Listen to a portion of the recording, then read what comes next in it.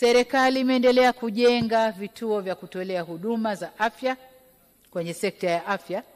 kuimarisha upatikanaji wa dawa, vifaa tiba, kuongeza upatikanaji wa huduma za kibingwa na ubingwa bobezi, kutoa mafunzo kwa wahudumu wa afya na kuhamasisha matumizi ya teknolojia katika utoaji wa huduma.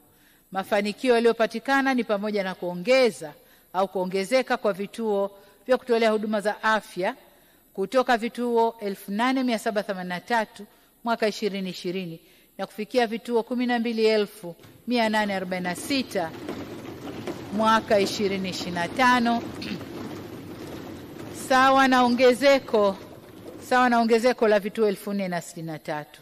Ongezeko hilo limesogeza huduma za afya karibu zaidi na wananchi, ambapo sasa inakisiwa kwamba 75% ya wananchi wanapata huduma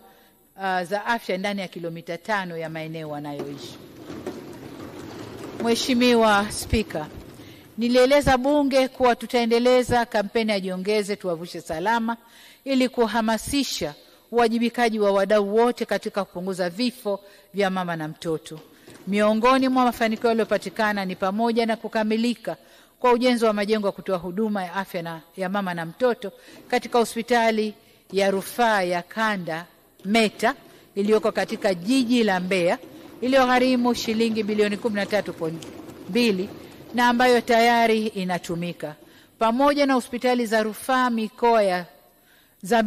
za Sekoture Mwanza, Geita, Simiu, Mawenzi, Njombe na Songwe ambazo zimegharimu kiasi cha shilingi bilioni 71.1.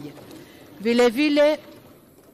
vituo vyenye uwezo wa kutoa huduma za upasuaji wa dharura wa kumtoa mtoto tumboni vimeongezeka kutoka 340 mwaka 2020 hadi 577,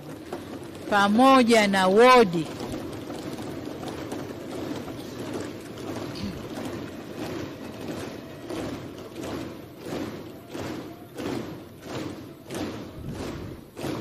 Asante Mheshimiwa Spika, kumeongezeka pia wodi maalum au vyumba maalum kwa ajili ya magonjwa ya watoto wachanga. Mheshimiwa Spika, serikali imeongeza hospitali